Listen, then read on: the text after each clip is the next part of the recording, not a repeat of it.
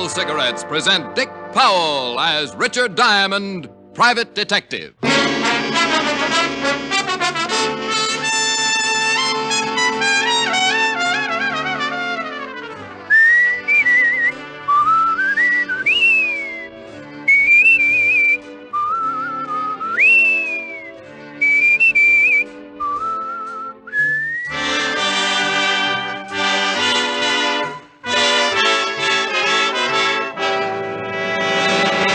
More people smoke Camels than any other cigarette. Make your own Camel 30-day test, the one sensible, thorough cigarette test. You'll enjoy the rich, full flavor of Camel's costly tobaccos. You'll see just how mild a cigarette can be day after day, pack after pack. And you'll know why more people smoke Camels than any other cigarette.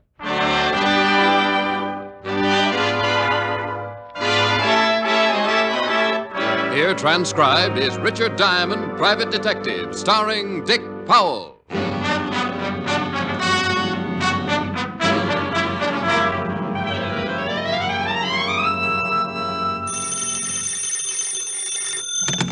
Diamond Detective Agency, the Ham and Mayhem. It's mayhem. Not if it ruins a gag. Hi, Helen. Hi. What are you doing? Oh, trying to spot a client. I've done everything to get somebody up here. Set traps. Hung out of the window by my toes. Nothing. Oh, is it that bad, Rick? Has been for a week. Can I come over tonight and cry on your shoulder? I'd love it. Better wear a bathing suit. Are you going to cry that much? No, but the bathing suit will sure make me feel a lot better. You idiot. Yeah, I can't help it. I try so hard. Are you really coming over? If I cry long enough, I'll work up a heck of an appetite. I'll have Francis fix you a good dinner. I'll pay you back with the first client I get. We'll eat out? No, I'll have Francis fix you dinner. What time will you be over? Mr. Diamond? Rick? Shh. I think I've spotted one. Client? I'm afraid to ask. It might scare him away. Are you Richard Diamond, the private detective? Are you interested in hiring him? I certainly am. Rick? We just made a score, baby. I'll see you tonight. Oh, wonderful. Bye. Well, come in, sir. Come in. No sense in standing in a draft. Might catch pneumonia before we get around to my fee. My name is John Alastair. Well, sit down, Mr. Alastair. Pull up a wallet. A chair. Thank you. Now, what can I do for you? Quite a lot, I hope. 2 days ago, I made arrangements for my own assassination. Huh? It's really very simple. Well, so am I sometimes. Maybe you better be a little bit more specific. Well, I was bankrupt, in danger of going to prison. I have a family, a wife and 2 children. And an insurance policy. That's right. If I was to be killed, my family would be well taken care of. You said you were in danger of going to prison. Why? Well, I'll be perfectly honest. I embezzled money from my firm. Oh, embezzlement. Well, you can get a lot of years for that. Yes, so I decided to do away with myself, leaving instructions for my wife to replace the stolen funds. She could live quite comfortably on the rest. I knew suicide would revoke the insurance policy, so I went to the only underworld character I knew, a man named Gimpy. A long time ago, he'd been my bootlegger. Oh, yeah, I know him. Nearly poisoned me once. I told Gimpy I wanted to hire a man to kill me, a professional assassin. Gimpy said it could be done, and I gave him $200. I told Gimpy to take care of the arrangements and not to tell me anything about the man who was going to kill me. I didn't want to know a thing, how it would be done or when. Well, what do you want me for? Well, something has happened. My wife's brother arrived last week from South America, a very wealthy man, and advanced me enough money to pay back the firm and make a fresh start. Well, then go tell Gimpy to call the gunman off. Have you read the morning papers, Mr. Diamond? No. Here, front page. Gimpy was shot to death last night. Oh. Oh, it's kind of tough, then, to tell Gimpy to call it off, hmm? I want you to find whoever Gimpy hired and stop him from killing me. Find a man with the only clue to his identity lying dead in the morgue? He could be one of 50 professional killers wandering the streets. One of 50 who would make it tough to be found even if you just wanted the time of the day. Can you find him? I don't know. I can try. You must find him before he kills me. Well, I'll try my best. In the meantime, you stay here and lock yourself in. In this office? Yep, right here. Don't even let your wife know where you are. All right, if you think it's necessary. Oh, I think it is. And, by the way, I charge $100 a day in expenses.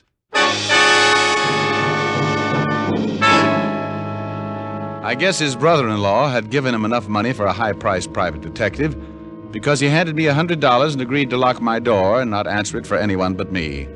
I left the office and headed for the Skid Row Bistro where Gimpy had died on the dirty floor. It was called the Black and Red, and the bartender was wearing an apron that looked like he'd been making hash on it. Yeah, Gimpy got killed here. Right over there, the clean spot near the bar. He bled a little. You know who gunned him? What am I answering your questions for? Because I'm asking him. That ain't enough. I got a fetish for living. I'm a private cop. Well, that's the worst thing you could have said. You better buy a beer or take a walk, huh? I'll buy. You don't even have to change the $10. You think I'd tell you something for a lousy 10 fish? Yeah? Well, you're wrong. I don't know nothing. You were in here, weren't you? Yeah, on my stomach behind the bar. You saw it start, didn't you? You want me to tell you as much as I know? Unless you want to play another tune. We could dance. $10 for what I know? You don't think it's worth it, huh? Nah. But I seen the 10 and it made me greedy. Okay, here. Live a little. Thanks. Well, Gimpy was standing over there drinking a beer. These two guys come in and one of them walks up to him. What did they look like? Two guys, big guys, hats, coats with the collars turned up, the whole bit. Looked like just what they was. This one guy started arguing with Gimpy about some money. You hear the conversation? Yeah, something about wanting all the 200. Well, Gimpy gets a little nasty. He was like that, you know, a nasty little guy. Well, the guy gets tired of arguing and pulls a gun. Gimpy tries to climb the bar, and he must have been halfway over when the guy cut him in two. By then, I was flat on my face waiting for mine. But these two guys took off, and I called the cops. Wait the 10? You don't remember what either one of the guys looked like? Nah, I was minding my health. Okay, thanks. Hey. Yeah? I don't know whether it means nothing, but the guy who killed Gimpy was wearing a small red flower in his buttonhole. A red flower like a rosebud. I remember it. Funny a guy like that should be wearing a pretty flower.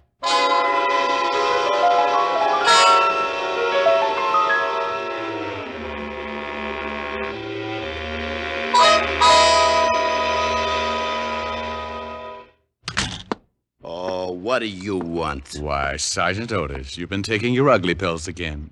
Can't you ever do anything without the department's help? I thought you were supposed to be a big, smart private detective. Well, we all make mistakes. I thought you were supposed to be a gorilla.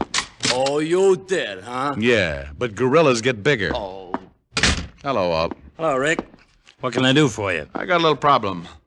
Your department handle that killing over in the Black and Red Saloon? Skid Row? Yeah. Yeah, a small-time guy named Gimpy got himself blown up. Any line on the killer? No, we questioned the bartender who runs the place. He was lying on his face. Couldn't give much of a description. We're checking up on Gimpy's friends and associates. The killer wore a small red flower in his buttonhole. Maybe a rose. How do you know? Bartender told me. Thought maybe you knew about it. Well, he didn't tell me. What are you interested in Gimpy for? He contacted the killer. I've got to find the killer, and I don't know who he is. You think maybe this guy with the flower is your boy? Well, he might be. Bartender said he was arguing with Gimpy about $200. Well, no, he didn't tell me that either. Just said they were arguing. You should have slipped him $10. What do you have to find him for? Client. You got a client who wants you to find a killer? Yeah, and that's all I'm going to tell you. Now, give me what you got on Gimpy and his friends. I don't know why I should. Oh, stop pouting, fatty. I can't tell you anymore. Besides, if I find this killer, you solve the Gimpy killing, don't you? Well, yeah. Well, then let's have it. Okay. Gimpy didn't have many friends. The only sure one we've come up with is a woman named Belle DeCanto. Runs a small dancing school. Have you talked to her? Yeah, but she knows less than the bartender. Here's the address. Walt gave me Belle DeCanto's address, and I went over. It was an old two-story building on the east side with a rickety flight of stairs leading up to the dance studio. Belle DeCanto was sitting at the piano. I stood there smoking a Camel, watched one of her young pupils perform a pretty sloppy set of turns. All right, Jeannie, that was fine. Over to the bar. Okay. Hey. Huh? Oh, somebody. Oh, what can I do for you? I want to talk to you, Belle. $20 for 10 lessons. I just want to talk. Why don't you take the lessons, mister? Gives you grace and balance. I'd look a little silly in tights, dear. Go do your exercises, Jeannie. Okay, but I still think you'd look great in tights, mister. We could do Swan Lake and things. I bet we could. Talk him into it, Belle. He's real cute. What do you want to talk about? Gimpy, You a cop? private cop. I entertained the whole 5th precinct all morning. I'm looking for the guy who killed Gimpy. I told the cops all I know. I don't know who killed Gimpy. Back straight, honey. Okay. I can't help you, mister. You know a man who wears a red flower in his buttonhole? Huh? Do you know a man who wears a red... I'm busy, mister. I got a lesson. Look, Belle. I don't know nothing. Now beat it. Maybe if I bought a course of lessons. I'm full up. Now get out of here. I told you to keep your back straight. Okay, I'm keeping it. Belle. You gonna get out of here, or do I call the law? Oh, Belle, what you throwing him out for? You shut up and keep your back straight. Listen, I'm paying good money around here. Get out now, mister. Okay. What you climbing on me for, huh? So what are you yelling? You get up there and do your bit, or I'll bust this cane over your skull. You'll do what? I told your old lady I'd teach you how to dance, and I will if I have to cripple you trying. You don't yell at me like that. Bye, you lovely people. Bye, honey. You don't yell at me. I paid my money. Who do you think you are? Who? Get up on that bar! Drop dead!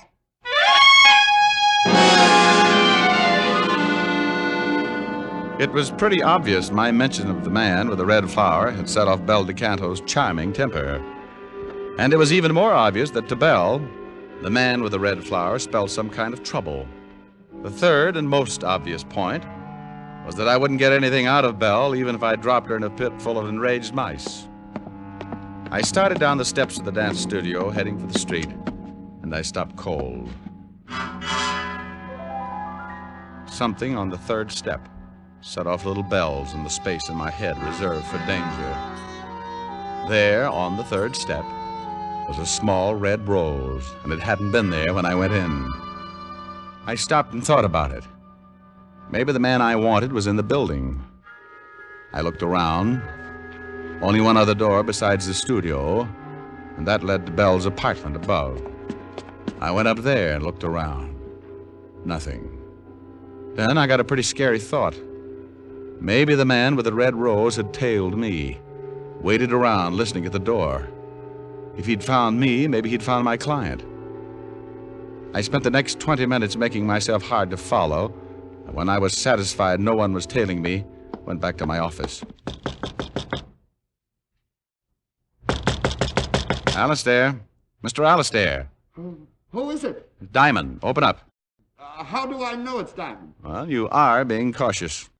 You gave me a $100 retainer. I told you to lock yourself in my office and not to answer to anybody but me. Did you find out anything? Close it and lock it. Is something wrong? The man who killed Gimpy was wearing a red flower in his buttonhole. I met an old biddy who runs a dancing school, and when I mentioned the flower, she froze up like a clam in a barrel of glue. Who is this man with the flower? I don't know, but before he killed Gimpy, he argued with him about some money. $200. Well, that's the amount I paid Gimpy to hire the assassin. Yeah. I think the man with the flower is probably your killer. And when I left the dance studio, I found this.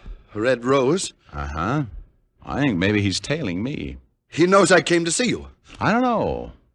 I think he's found out I'm looking for him. Maybe figures I'm trying to catch him for killing Gimpy. Anyway, you're not the only one on the spot now. But what'll we do? If he's looking for me, there's no sense in letting him find you, too. You got to get out of here. But where? Well, an out-of-the-way hotel I know. Manager's a friend of mine. But what if this killer finds you? That's a good question. I hustled John Alastair out on the fire escape, and we climbed down to the floor below, just in case our boy with the red rose was waiting outside my office. We climbed into the 7th floor hall, made our way to the service elevator and down to the alley. A half an hour later, I'd deposited Alastair in room number 11 of the Bunker Hill Hotel, in charge of the manager, a one-time safecracker named Herman Clipp. I'd done a lot of favors for Herman, and he assured me Alastair would be safe, and that no one would be allowed to see him unless his name was Diamond, and he had the bluest eyes in the private detective business. It was 6 o'clock by the time I left the hotel, and I kept to the side streets in case the man with the red rose might be close. It was certainly one way of finding him, letting him find me. But I wanted to be ready for it, and I didn't want to be around my client when it happened. I went back to my apartment on 51st Street.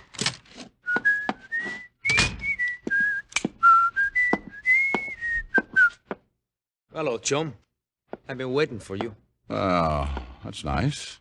Lonesome? For a while. You had that nice big gun to keep you company. Sure. You forgot to wear your rose. You got the wrong boy, Diamond. Drago's busy. Drago? Name won't do you any good. I'm going to kill you. Drago's the boy with the red rose? Turn on the radio. You were the guy with him in the bar when he killed Gimpy. That's right. Turn on the radio. Okay. Look, tell Drago he doesn't have to kill John Alastair. Alastair says to call it off. The radio. Oh, sure. Will you tell him? See, I tell him. But I don't think it's going to do any good. You see, he knows Alastair talked to you. We know you've been trying to find him. And we don't want anybody who can pin Gimpy's killing on us. I didn't tell Alastair anything. Sure. Where you got him hidden out, huh? We find out. Drago shouldn't have knocked off Gimpy like that, but he gets excited. Like running out of the bar before he knocked off the bartender. If we had knocked off the bartender right then, he couldn't have told you nothing. What about the bartender? He's in the river. Turn the radio up. I turned the radio up slowly, my mind working triple time. The guy behind me wanted the music to cover the noise, like a funeral march with a one-gun salute. I heard him get up behind me. All right, turn around. It had to be quick. I turned and gave him the radio right in the face.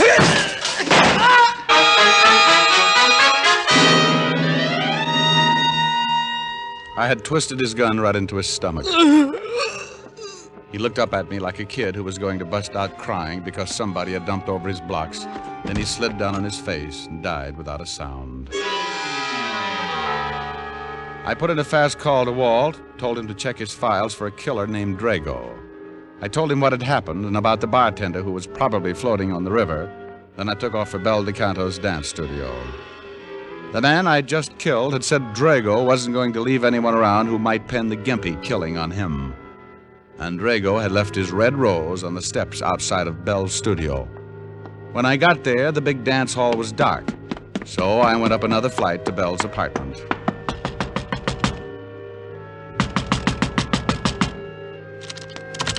Well, here goes.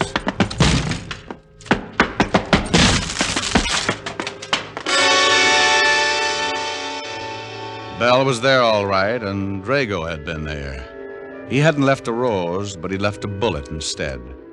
It was somewhere in Bel DeCanto's heart.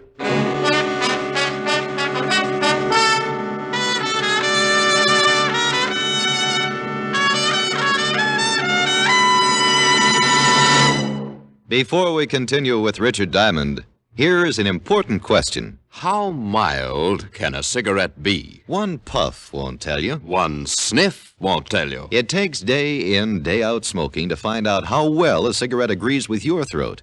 Only Camels offer you this day in, day out smoking proof. In a coast-to-coast test of hundreds of people who smoked only Camels for 30 days, noted throat specialists reported not one single case of throat irritation due to smoking Camels. Make your own Camel 30-day test, the one sensible, thorough cigarette test.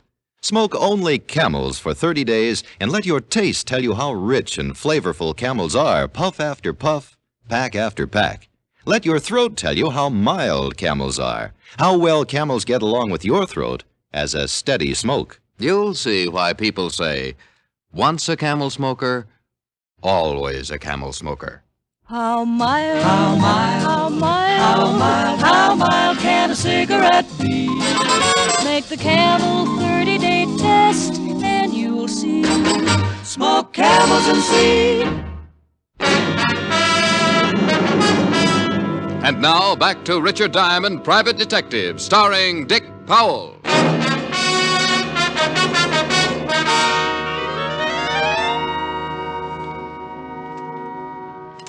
Well, here's all the information, Rick. The only man we got on file named Drago is a well-known hood named Tommy Drago. 7 arrests, 2 convictions, assault and armed robbery. Can you find him all? Well, I put out an APB. Maybe we'll pick him up. You find the bartender? They're dragging the river now. The guy in your apartment has been identified as Julio Basardi, arrested once with Drago. Supposed to work together. Yeah. Why did Drago kill Bel DeCanto? Well, probably thought I'd told her something. Now, we gotta get this boy. He's killed 3 people in 2 days. And he wants to add 2 more to his list. Me and my client. Where is your client? Oh, he's staked out in the Bunker Hill Hotel. He's safe. Well, we better pick him up and give him protection. He doesn't want the police brought in. But you can stake out a couple of men near the hotel in case Drago shows up. Right. Look, Walt, if this Drago likes red roses, he must buy them someplace. Yeah? Well, have some men check all the flower shops. Have them circulate the description.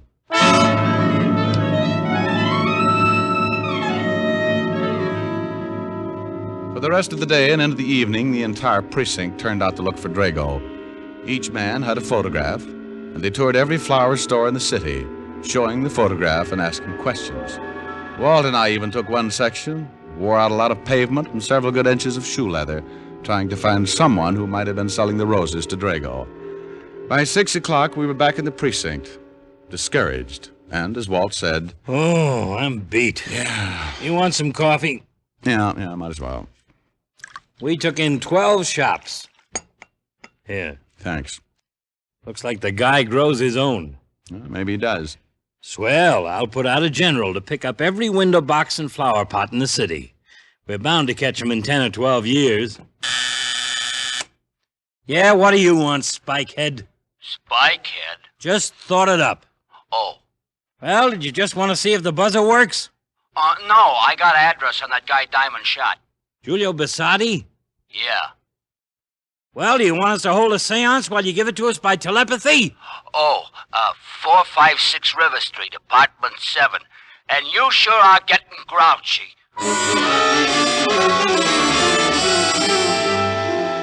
Walt and I piled into the squad car and took off for 456 River Street. There was a chance that the man who wore the roses might live with his partner, Julio Basardi. We found the manager. He let us into the apartment, and after 15 minutes of pretty extensive house wrecking, both Walt and I came to the same conclusion. Julio Basardi lived alone and liked it. We hit the street pretty discouraged. Well, come on. Hey, Walt. What is it? Look, that old lady down the street. Well, what about her? She's selling flowers. Oh, well, let's go. Fresh flowers, 20 cents a bunch. Flowers, gentlemen. Do you have some red roses? Yes. Single red roses that I could wear in my lapel? Yes, 25 cents. Have you ever seen this man? What man? Here. Yes, Mr. Drago. I sell him a red rose every evening, fresh. You know where we can find him? Well, what do you want him for? Police. Has Mr. Drago done something? He's wanted for murder. Oh, no, how terrible. He seemed like such a nice man, so generous, he dressed so nicely. He's killed 3 people. 3 people? Do you know where he lives? 3 people? Yes, he lives in the next block. I don't know the number. I'll have to show you. Here, I'll take all the flowers you've got. The old flower woman showed us the building, and again we dragged another manager out to let us into Drago's apartment. This time we went in low, ready to shoot if Drago happened to be home. He wasn't. And once again, we tore another place apart. Find anything? No, not yet. Get a load of this closet. Drago really dresses. Hey, Walt. Yeah? You find something? Look at this telephone pad. What about it? The writing. Read it. Bunker Hill. Bunker Hill Hotel. That's where my client is. Drago's found him.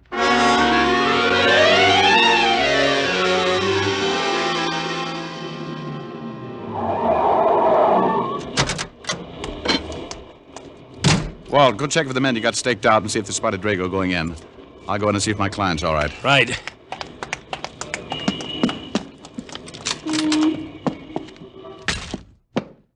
Herman. Herman. Oh. Rick? Over here, Walt.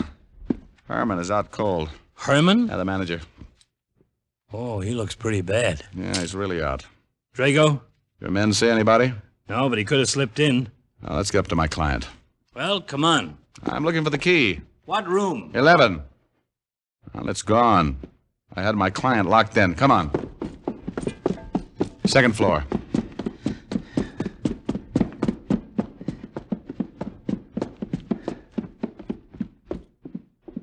Here it is. Alastair.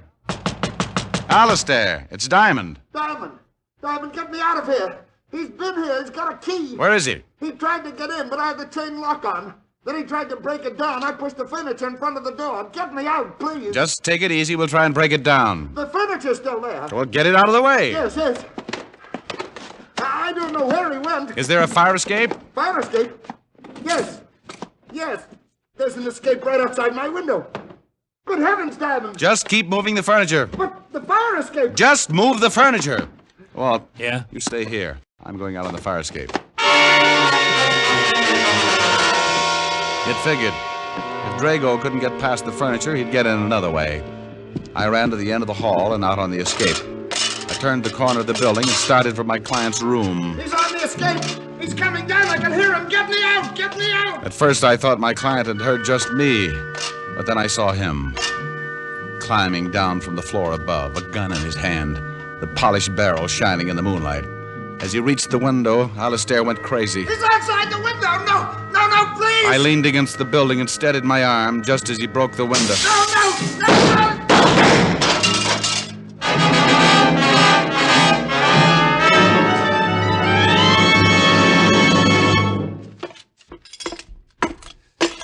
You killed him. Yeah. Funny. What was done? Shot him right through his red rose.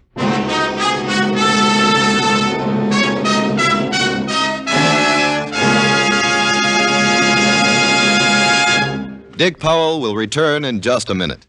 Across the nation, doctors in every branch of medicine have been asked this question. What cigarette do you smoke, Doctor? Again, the brand named most was Camel.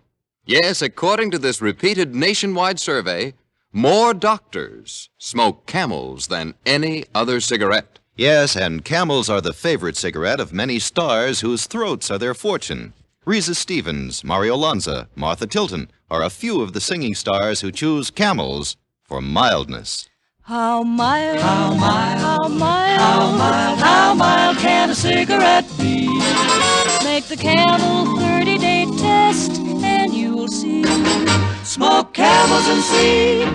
Here's Dick Powell with a special message. Thank you. Ladies and gentlemen, this week we add a new name to the list of recipients of gift Camels for hospitalized servicemen and veterans. It's the Military Air Transport Service, United States Air Force, which evacuates virtually all overseas wounded servicemen. Camels are also on the way to veterans' hospitals, Lake City, Florida, and Nashville, Tennessee. U.S. Naval Hospital ship Haven. Now, until next week, enjoy Camels. I always do.